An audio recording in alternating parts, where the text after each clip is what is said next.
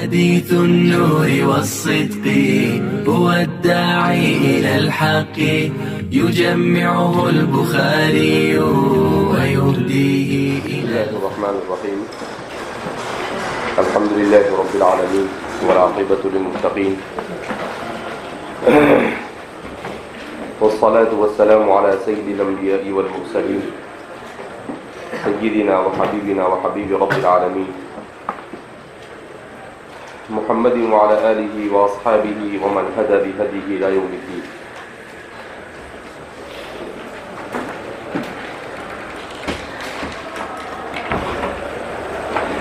حضرت امام بخاری رحمہ اللہ نے باب علامت الایمان حب الانصار کے تحت ایک اور باب قائم کیا، اور اس باب میں سیدنا حضرت عبادۃ بن الصامت رضی اللہ تعالی عنہ کی روایت کو پیش کیا۔ اس روایت کے سلسلے میں دو تین باتیں بیان کر ہم آگے کی روایت کی طرف بڑھتے ہیں۔ اس روایت میں ہے وَكَانَ شَهِدَ بَدْرًا وَهُوَ أَحَدُ النُّقَبَاءِ لَيْلَةَ الْعَقَبَةِ۔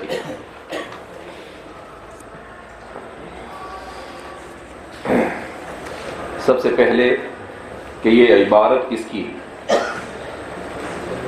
یعنی وَكَانَ شَهِدَ بَدْرًا وَهُوَ أَحَدُ النُّقَبَاءِ لَيْلَةَ الْعَقَبَةِ، تو اس سلسلے میں بعض حضرات کا کہنا ہے کہ انہ من کلام البخاری، کہ یہ امام بخاری کا کلام ہے۔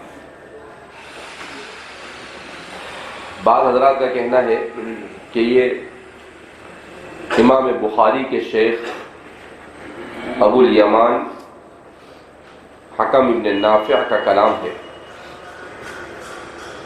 اور تیسرا قول یہ ہے کہ یہ بات ابو ادریس اعیض اللہ بن عبداللہ جو حضرت عبادہ بن صامت سے روایت نقل کر رہے ہیں، وہ مختصراً ان کی روایت کو بیان کرتے ہوئے ان کا تعارف پیش کرتے، لہذا یہ ان کا کلام ہے۔ زیادہ راجح لوگوں نے اسی کو قرار دیا ہے کہ یہ ابو ادریس اعیض اللہ کا کلام ہے، اس لیے کہ ہمارے محدثین کی عادت شریفہ یہ رہتی ہے کہ جب بھی وہ کوئی ایسی بات جس کا اضافہ اپنی طرف سے کرتے ہیں تو کوئی ایسا کلام یا جملہ اس میں پیش کر دیتے ہیں جس سے اس کلام کے ان کی طرف نسبت کا اشارہ مل جاتا ہے، لیکن یہاں پر کہیں اشارہ نہیں ہے۔ اس سے یہی معلوم ہوتا ہے کہ پہلے راوی جو حضرت عبادہ سے روایت کر رہے ہیں انہی کا یہ کلام ہے۔ دوسری بات، شہید بدر، کہ وہ بدر میں شریک ہوئے۔ بدر میں جیسا کہ ہم میں سے ہر ایک جانتا ہے، معرکہ حق اور باطل کا یہ وہ پہلا میدان ہے جہاں پر نبی کریم صلی اللہ علیہ وسلم 313 صحابہ کے ساتھ اور ابو جہل 1000 کے لشکر کے ساتھ پہنچے تھے۔ یہ مقام بدر مدینہ منورہ سے مکہ کی طرف جاتے ہوئے 80 میل کے فاصلے پر واقع ہے۔ 80 میل کے فاصلے پر، یعنی تقریباً 150 کلومیٹر کے فاصلے پر واقع ہے۔ یہاں سے دو راستے ہوتے ہیں، ایک راستہ مکہ کی طرف جاتا ہے اور ایک راستہ ملک شام کی طرف جاتا ہے۔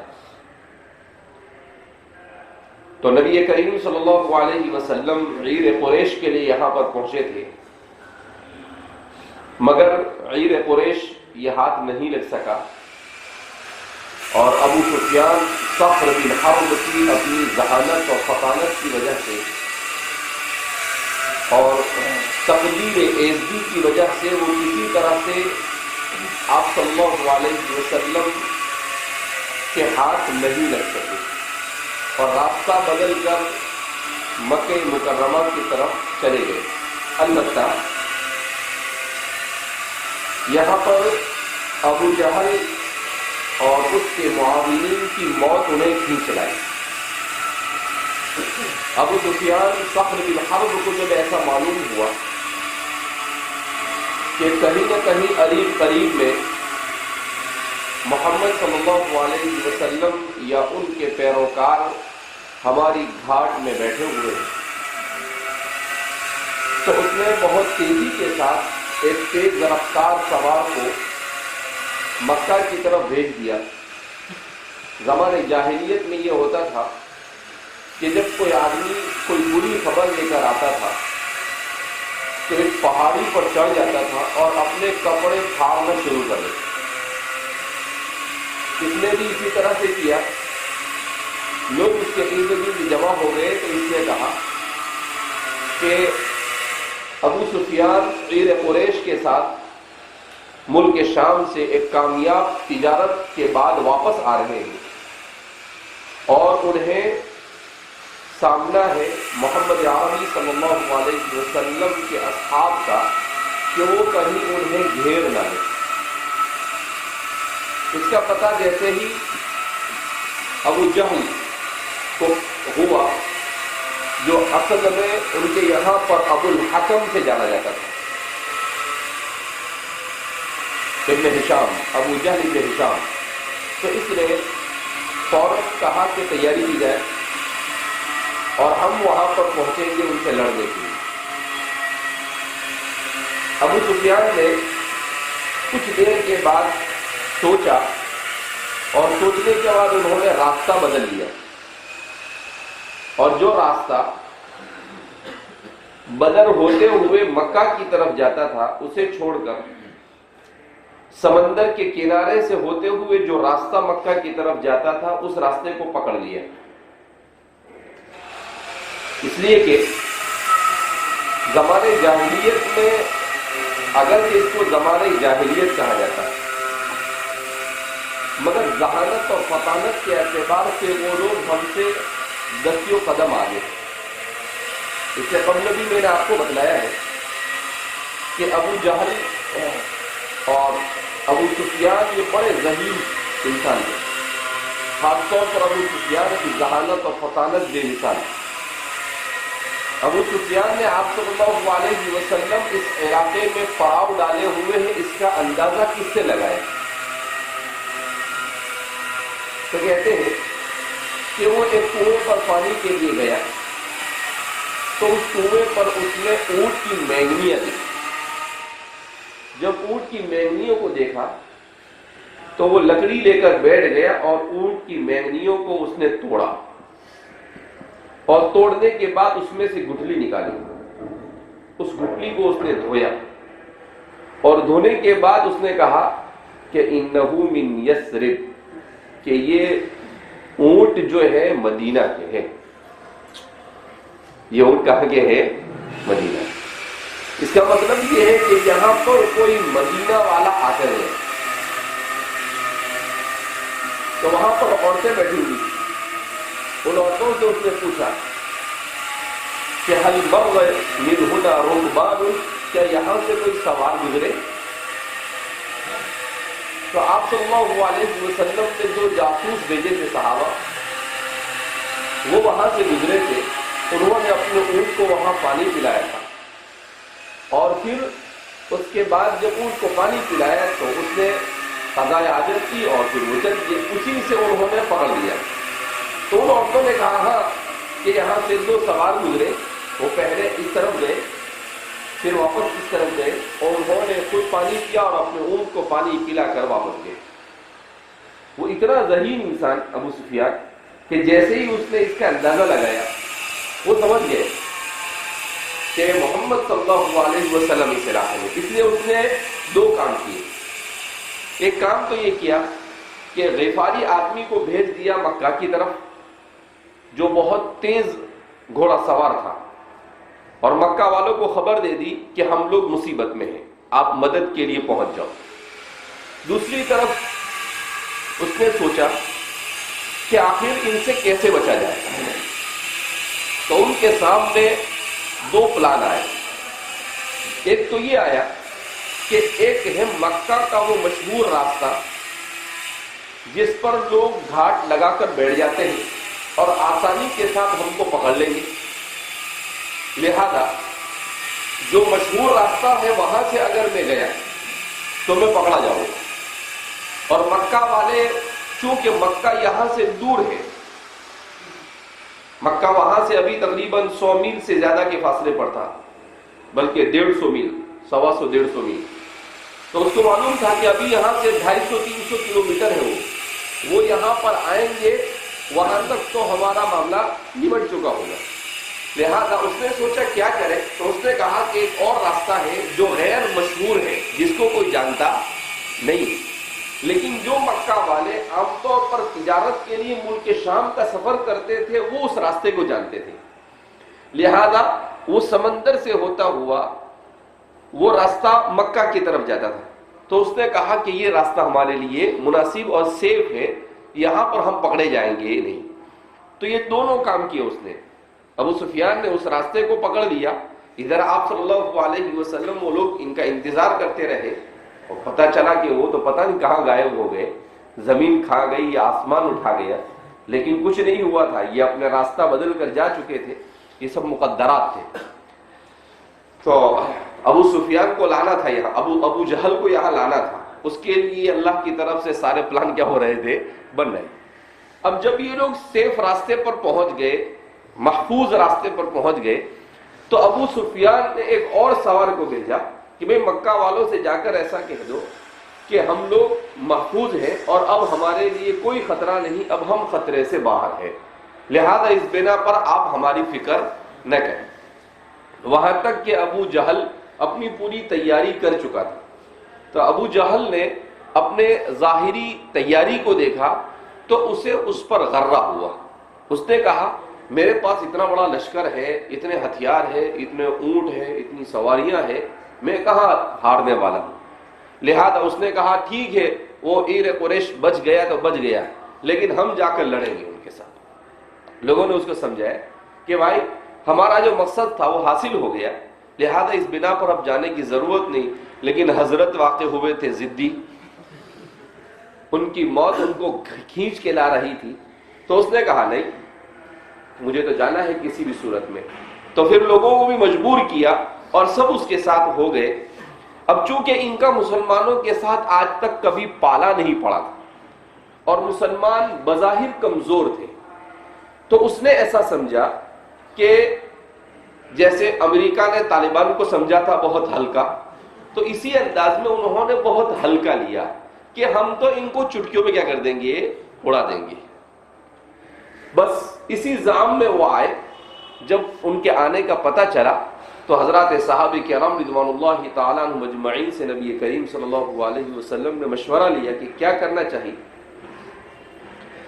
تو ہر ایک نے الگ الگ رائے دی، لیکن آپ صلی اللہ علیہ وسلم کا رجحان اور کبار صحابہ کا رجحان یہ رہا کہ بھائی جو ہو سو ہو، لڑ لینا چاہیے، آر کا پار. لہذا اس بنا پر بعض صحابہ نے کہا کہ ہمارے پاس، ہم جنگ کی تیاری سے نہیں آئے ہیں، ہمارے پاس تلواریں بھی نہیں ہیں، ہمارے پاس گھوڑے بھی نہیں ہیں جتنے ہونے چاہیے.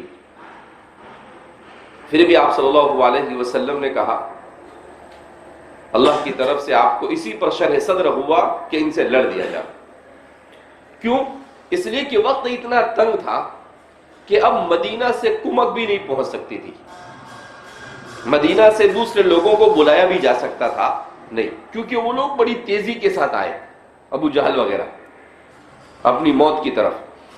آپ صلی اللہ علیہ وسلم نے جب یہ فیصلہ کیا تو اللہ رب العزت نے بھی یہ فیصلہ کیا کہ کوئی بات نہیں، بغیر اسباب کے آج اہل بدر جیتنے والے. تو اللہ کی طرف سے یہ فیصلہ ہوا. اللہ کے رسول صلی اللہ علیہ وسلم کو بتلا دیا گیا کہ محمد عربی صلی اللہ علیہ وسلم 70 صنادید قریش مارے جانے والے ہیں. تو آپ صلی اللہ علیہ وسلم نے اپنے اصحاب سے کہا کہ بھائی دیکھو بشارت ہے تمہارے لیے، اور انشاءاللہ اس معرکے میں کامیابی ہماری. اور پھر آپ صلی اللہ علیہ وسلم صحابہ کو لے کر نکلے اور کہا ھذا مصرع ابی جہل، ابو جہل یہاں مرے گا. ھذہ مصرع عتبہ، عتبہ یہاں مرے گا. ھذا مصرع ولید، یہ ولید کی قتل گاہ ہے. ہر ایک کی جگہ بتا دی کہ یہاں یہ مرے گا، یہاں یہ مرے گا. حضرات صحابہ فرماتے ہیں واللہ رب ذوالجلال کی قسم، حضور نے جہاں کہا تھا اس سے ایک بالش بھی آگے پیچھے نہیں ہوئے. انہم قتلوا فی مصارعہم، وہ اپنے قتل کی جگہ جہاں پر حضور نے بتلایا تھا وہیں پر مرے. ابو جہل کو قتلہ ابنی عفرا، حضرت عفرا رضی اللہ تعالیٰ عنہ کے دو بیٹے معاذ ابن عفرا اور معوذ ابن عفرا، ان دونوں نے کیا کیا تھا، موت کے گھاٹ اتارا تھا. نوجوان صحابی تھے دونوں، انہوں نے ان کو موت کے گھاٹ اتارا. تو یہ جو مقام بدر ہے، اس بدر میں معرکہ ہوا جس پر بہت تفصیل کے ساتھ لوگوں نے کلام کیا ہے. آپ صلی اللہ علیہ وسلم نے یہاں پر دو چیزیں کی. ایک طرف تو اللہ کی ذات پر بغیر اسباب یا قلت اسباب کے، بغیر اسباب کی تو نہیں کہیں گے، قلت اسباب کے باوجود اعتماد اور بھروسہ اور توکل کیا، اور آپ کے صحابہ نے آپ کا ساتھ دیا. اور دوسرا، آپ صلی اللہ علیہ وسلم نے اللہ کی طرف توجہ کی، انابت الی اللہ کیا. صحابہ فرماتے ہیں وَجَعَلْنَا لَهُمْ عَرِيشًا، ہم نے اللہ کے رسول صلی اللہ علیہ وسلم کے لیے ایک عریش بنائے، یعنی لکڑیاں گاڑ دی 4 اور اس کے اوپر چھجا جیسا بنا دیا. آپ صلی اللہ علیہ وسلم، صحابہ میدان جنگ میں آئے اور آپ صلی اللہ علیہ وسلم وہاں پر دعا میں مشغول ہو گئے اور چند صحابہ آپ کا پہرا کر رہے تھے. حضرت ابوبکر صدیق رضی اللہ تعالیٰ عنہ بھی آپ کے ساتھ تھے. تو اللہ کے رسول صلی اللہ علیہ وسلم نے دعا کی اور اللہ سے کہا ان تہلک هذه العصابۃ لن تعبد ابدا، اے اللہ اگر یہ چھوٹی سی جماعت 313 کی فلذات و اقباد ہے، ان کو میں نے میدان میں لا کر چھوڑ دیا ہے، اگر یہ آج ہلاک کر دیے گئے تو قیامت تک تیری عبادت کرنے والا زمین پر کوئی باقی نہیں رہے. تو حضرت ابوبکر فرماتے ہیں کہ میں نے حضور کے ہاتھوں کو پکڑ لیے اور کہا اے اللہ کے رسول صلی اللہ علیہ وسلم انجز اللہ وعدہ، کہ اللہ اپنا وعدے کو پورا کرے گا. تو اس طرح سے حضور نے رو رو کر گر گڑا کے اللہ سے دعا کی.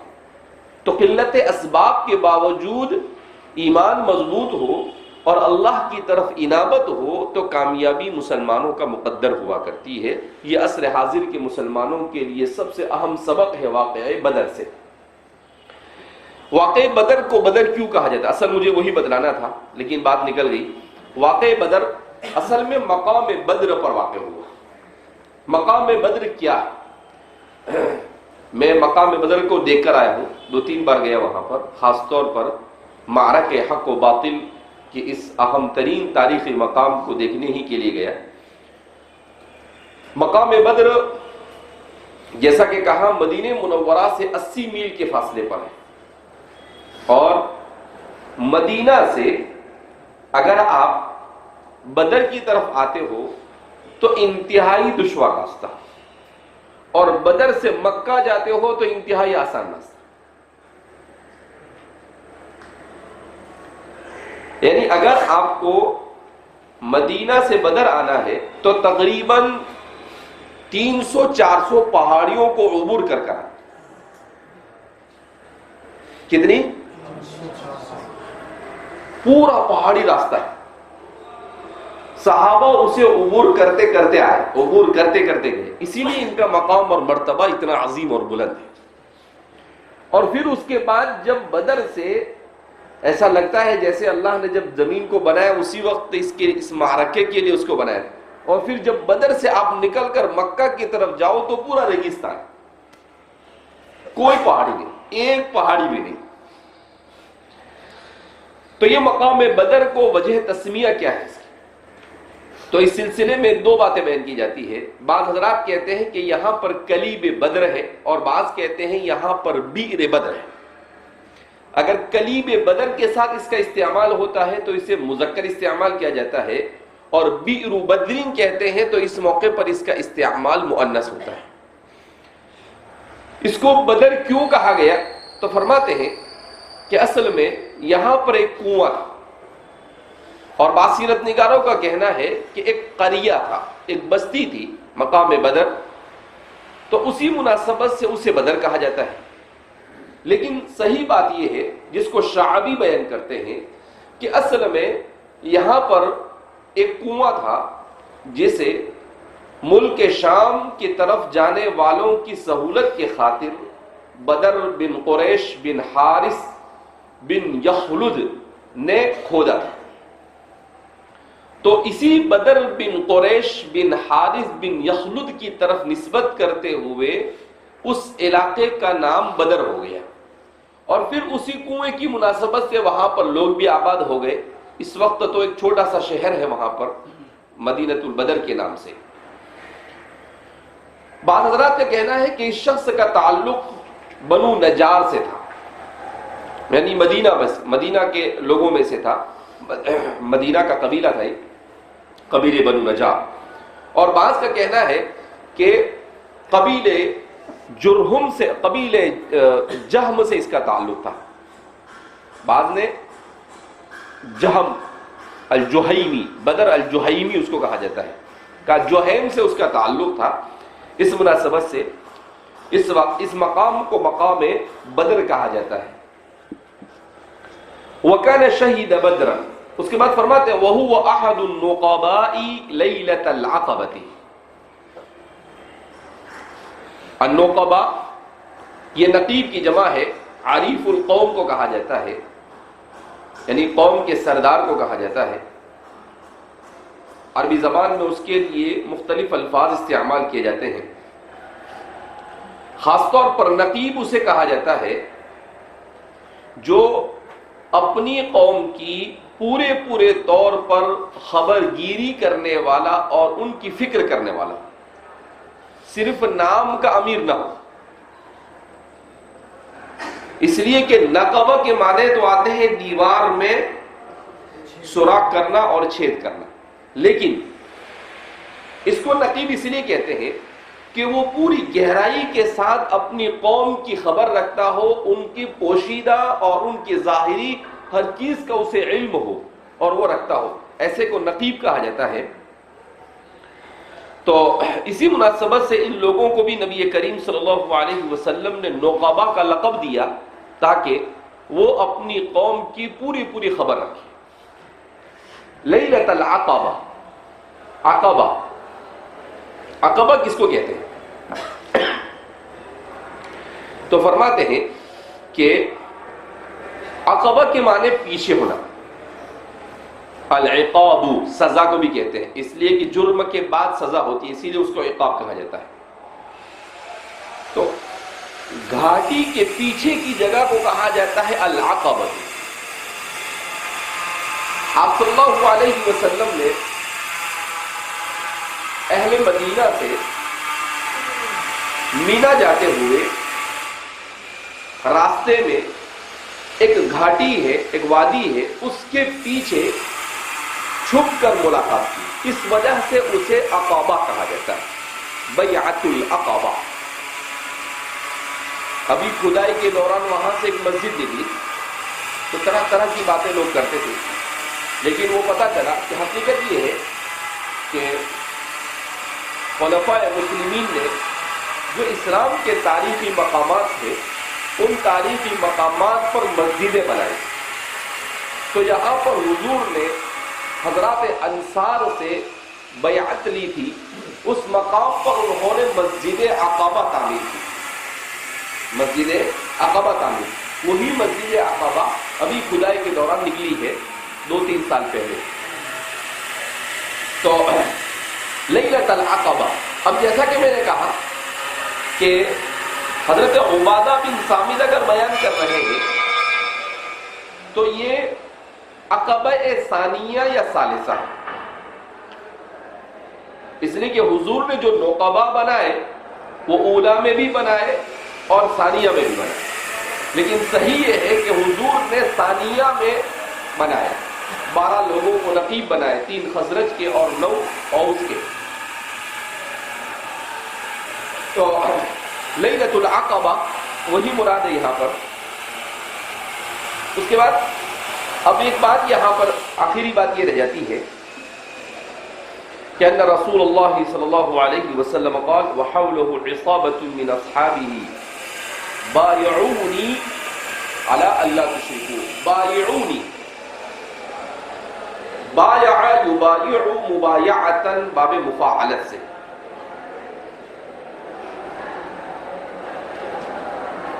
جس سے بیع بنتا ہے اسی سے مبایعہ بھی بنتا ہے. تو باع کے معنی آتے ہیں المبادلۃ والتبادل، مبادلہ اور تبادلہ، یہ اس کے اصل معنی جس سے مبایعت بنا ہے، چاہے بے مانو چاہے مبایعت مانو. ہمارے علماء نے لکھا ہے کہ آپ صلی اللہ علیہ وسلم نے مختلف مواقع پر حضرات صحابہ سے بیعت کی. کیا طریقہ ہوتا تھا اس بیعت کا؟ آپ صلی اللہ علیہ وسلم اپنا دست مبارک پھیلاتے تھے، اس پر صحابہ ہاتھ ہوتے تھے، اور پھر آپ صلی اللہ علیہ وسلم ان سے کبھی مسلمان اگر ہوئے ہیں، نئے نئے اسلام میں داخل ہوئے ہیں، جیسا کہ بیعت اقبال ہوا، تو اس صورت میں بیعت علی الاسلام لیتے. کبھی آپ صلی اللہ علیہ وسلم جو صحابہ ہوتے ان سے منکرات کے چھوڑنے پر بیعت لیتے، وہ پہلے سے مسلمان تھے اس کے باوجود ان سے بیعت لیتے. کبھی آپ صلی اللہ علیہ وسلم بیعت رضوان، جس کو قرآن کریم نے بیان کیا، اذ یبایعونک تحت الشجرۃ لقد رضی اللہ عن المؤمنین اذ یبایعونک تحت الشجرۃ، کہ حضرت عثمان بن عفان رضی اللہ تعالیٰ عنہ کو نبی کریم صلی اللہ علیہ وسلم نے صلح حدیبیہ کے موقع پر مکہ والوں کو پیغام لے کر بھیجا، تو ایک افواہ پھیلا دی گئی کہ ان عثمان قد قتل، کہ حضرت عثمان قتل کر دیے گئے، مکہ والوں نے انہیں مار دیا. جبکہ زمانے جاہلیت میں دستور یہ تھا کہ القاصد لا يقتل، کہ قاصد کو قتل نہیں کیا جاتا تھا، اور آپ قاصد بن کر گئے تھے.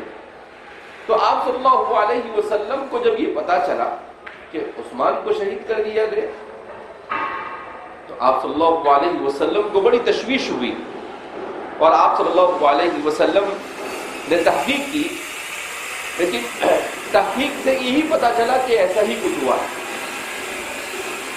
تو آپ صلی اللہ علیہ وسلم نے حضرات صحابہ کو جمع کیا کہ ہم حضرت عثمان کو قتل کیا ہے، مکہ والوں سے اس کا بدلہ لیں. اسی بیعت کو قرآن نے بیان کیا، لقد رضی اللہ عن المؤمنین یبایعونک تحت الشجرۃ، کہ اللہ راضی ہو گیا اس وقت جب آپ نے بیعت لی درخت کے نیچے. تو فرماتے ہیں کہ بیعت کو بیعت کیوں کہا جاتا ہے؟ فرماتے ہیں کہ بیعت کو بیعت اس لیے کہا جاتا ہے کہ یہ ایک قسم کا معاہدہ ہوتا ہے. کس بات پر معاہدہ ہوتا ہے، اس میں کیا تبادلہ ہوتا ہے؟ تو فرماتے ہیں کہ آپ صلی اللہ علیہ وسلم کی ید مبارک پر جو بیعت ہوتی تھی اس میں جانبین سے تبادلہ ہوتا تھا. حضرات صحابہ سمع اور طاعت پر، اور نبی کریم صلی اللہ علیہ وسلم سمع اور طاعت کی صورت میں آخرت میں ثواب کا وعدہ کرتے ہیں. تو ایک طرف سے وعدہ ثواب ہوتا تھا اور ایک طرف سے وعدہ طاعت ہوتا تھا. یہ دو تبادلے ہوتے، ایک طرف سے وعدہ طاعت اور دوسری طرف سے وعدہ ثواب ہوتا تھا. اسی مناسبت سے یہاں پر بیعت کو بھی کیا کہا جاتا ہے؟ بیعت کہا جاتا ہے. تو فرماتے ہیں کہ بایعونی، تو آپ صلی اللہ اسی لیے فرماتے ہیں کہ چونکہ بیعت یہ نبی کریم صلی اللہ علیہ وسلم سے ثابت ہے، لہذا ایک عمل مسنون ہے. لیکن ہمارے زمانے میں تین قسم کے لوگ،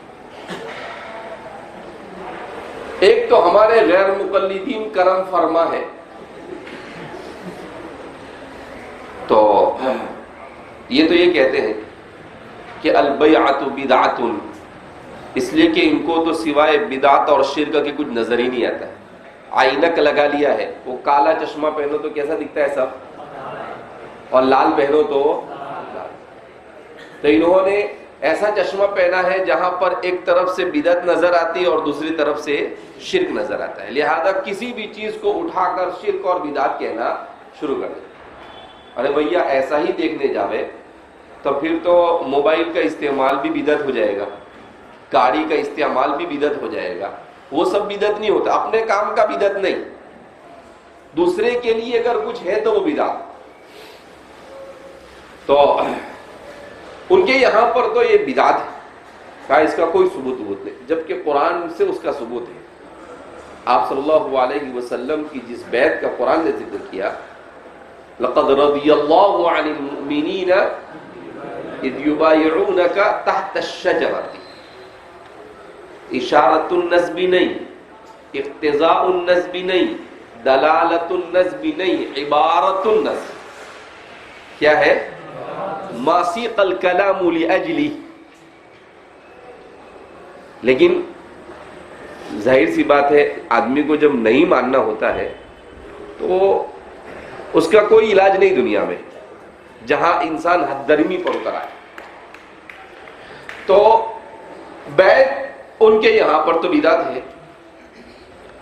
دوسرا ہمارے بریلوی حضرات، یہاں پر بیعت کا مطلب نجات،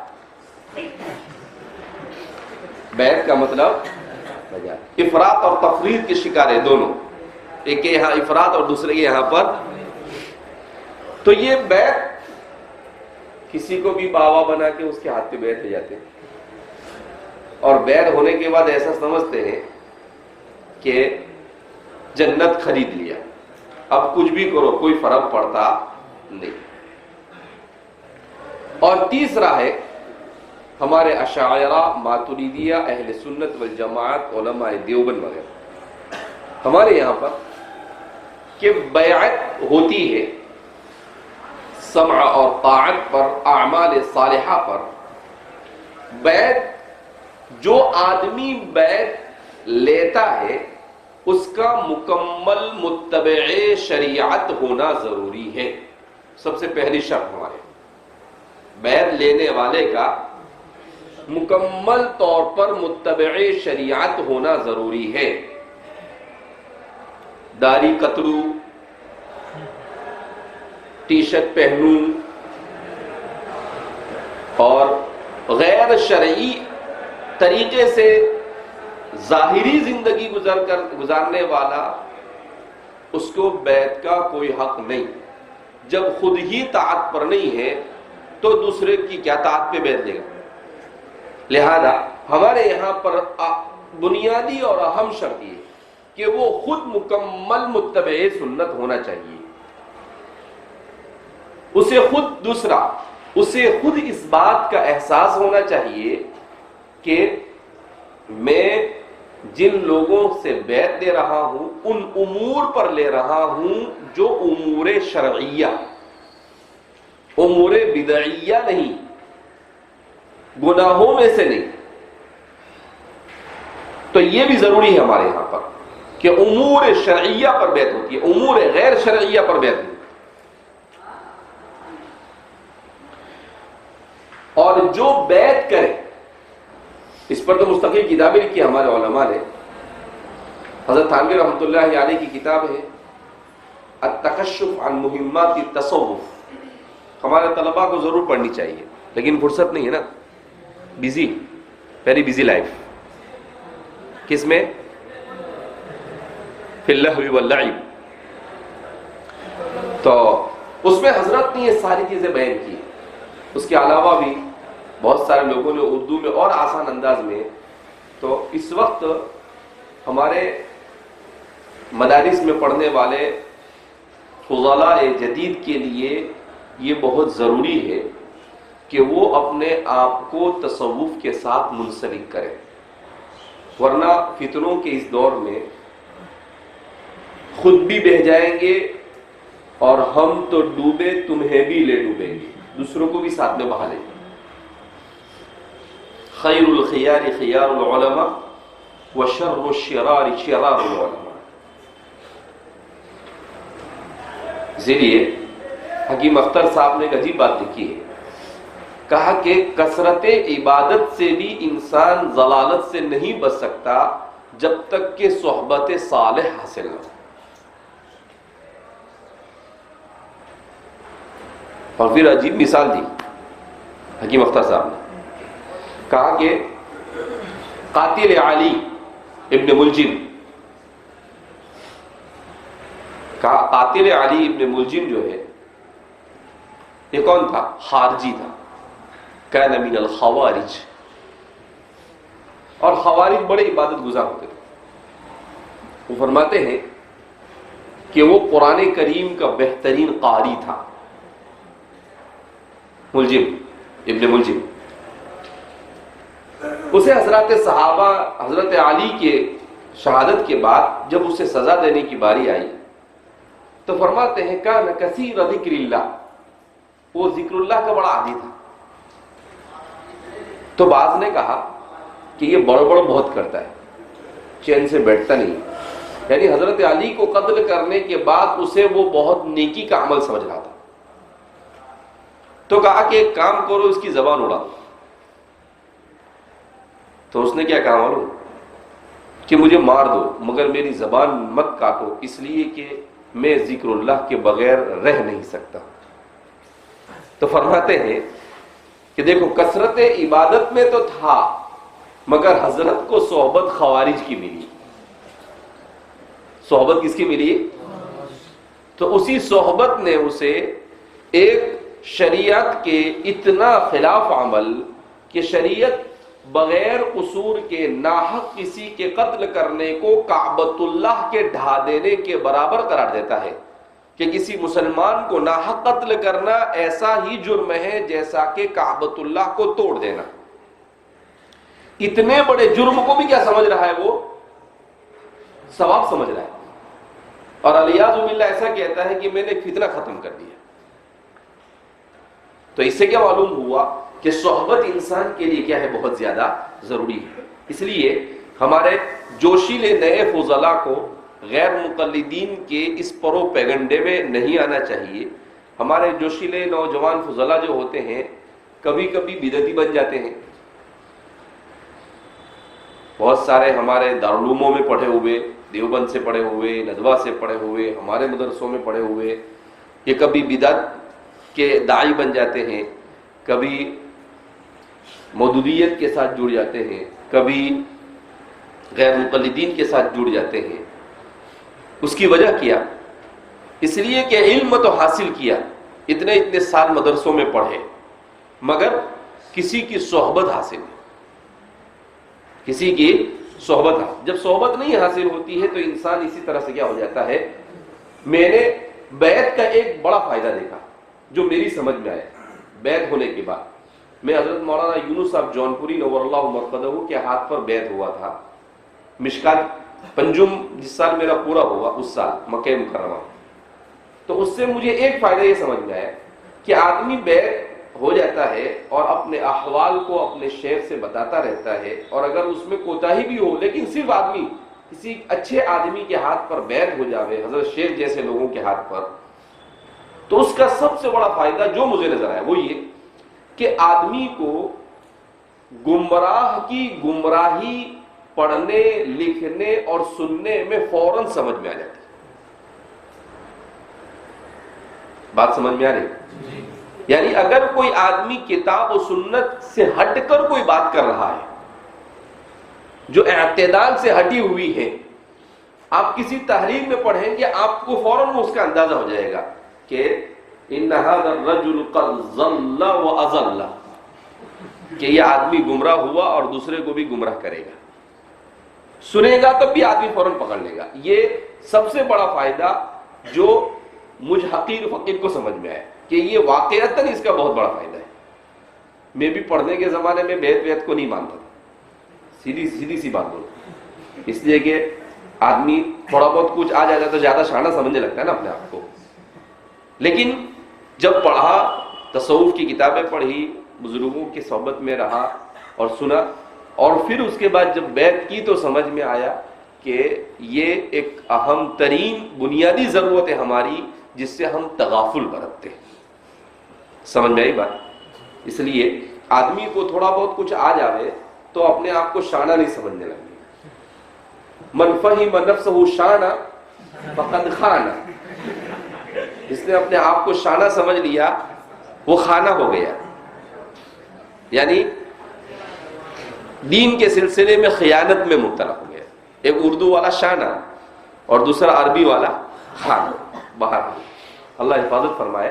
تو اس لیے بیعت کے سلسلے میں ہمیں ہمارے علماء اہل سنت والجماعت کا جو موقف ہے بالکل درست اور صحیح ہے.